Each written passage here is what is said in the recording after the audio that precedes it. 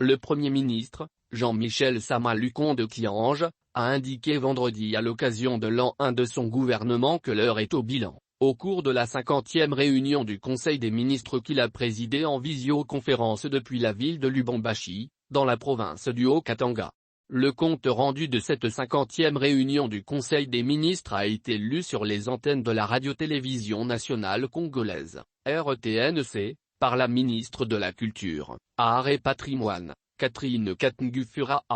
Comme à l'occasion de tout anniversaire, le chef du gouvernement a fait savoir qu'au nom du devoir de redevabilité, le gouvernement devrait présenter ce qu'il a pu et dû accomplir au cours de ces 12 mois. Depuis Lubumbashi, le Premier ministre participe aux travaux de la conférence interprovinciale des espaces Grand Kasai-Grand Katanga aux fins de suivre de près la situation de la cohabitation intercommunautaire et de s'imprégner de la problématique de l'exode rural, a dit la ministre Katngu, expliquant que ces travaux voulus par le président de la République, chef de l'État, Félix-Antoine Tshisekedi Tshilombo, devront permettre aux parties prenantes à proposer au gouvernement des pistes des solutions dans une approche globale. Le Premier ministre s'est dit heureux d'annoncer qu'il a signé 5 décrets portant création, organisation et fonctionnement des établissements publics d'appui à la couverture santé universelle ci-après, l'autorité de régulation et de contrôle de la couverture santé universelle, ARCECSU,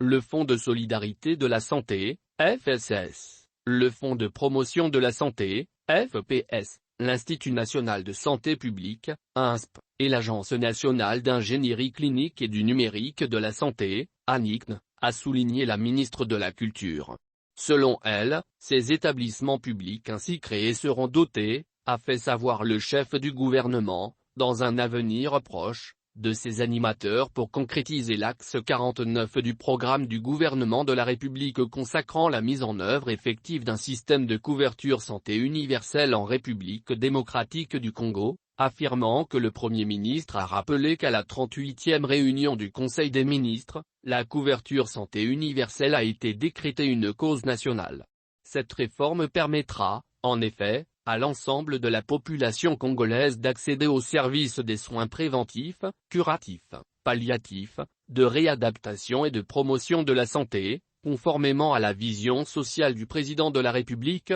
chef de l'État, a-t-elle indiqué, faisant remarquer que plusieurs étapes ont été déjà franchies pour rendre effectif ce projet de haute portée historique, notamment la mise en place d'un cadre institutionnel devant régir la couverture santé universelle en République démocratique du Congo, par la signature de l'ordonnance N-21032 du 1er juin 2021 portant création, organisation et fonctionnement du Conseil national de couverture santé universelle, CNCU. À cela s'ajoute la validation du plan stratégique national de la couverture santé universelle en République démocratique du Congo au cours de la première session extraordinaire du comité de pilotage du Conseil national de la couverture santé universelle, présidé par le chef de l'État, le mardi 7 décembre 2021, et la validation de la feuille de route qui prévoit le démarrage effectif des activités après la création de 5 établissements d'appui à la couverture santé universelle.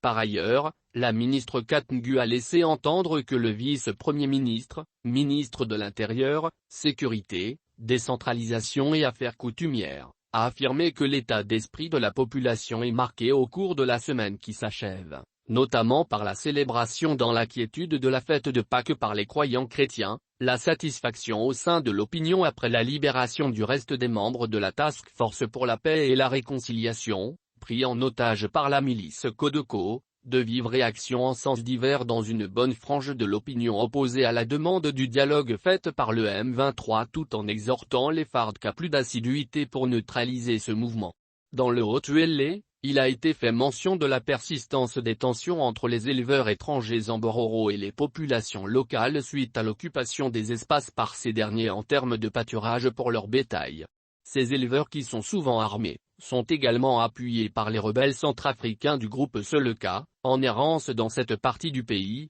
a-t-elle fait savoir, soulignant que toute l'attention du gouvernement est orientée sur cette question et les forces de défense et de sécurité sont à pied d'œuvre pour maîtriser cette situation. Suite à la pression des FARDC, 20 otages ont été relâchés par les terroristes Zabar-MTM le 19 avril dernier en territoire d'Irumu. Après exploitation, les rescapés ont fait état de l'épuisement de ce groupe terroriste et signalé que leur effectif actuel s'élève à plus ou moins 100 combattants, 40 femmes et une vingtaine d'enfants, et parmi eux quelques étrangers dont 2 Somaliens, a affirmé la ministre Catherine Katungu. Dans les secteurs opérationnels Sukolai Nord Kivu et Sukolai Grand Nord, a signalé la ministre, l'alerte maximale des unités de ces secteurs reste de mise, ajoutant que les opérations de patrouille de combat et de liaison ont été intensifiées sur tous les axes contre l'activisme des groupes armés. Pendant que les rebelles de M23 qui ont unilatéralement déclaré un cessez-le-feu dans un communiqué, continuent à occuper leur position dans les villages Chanzu,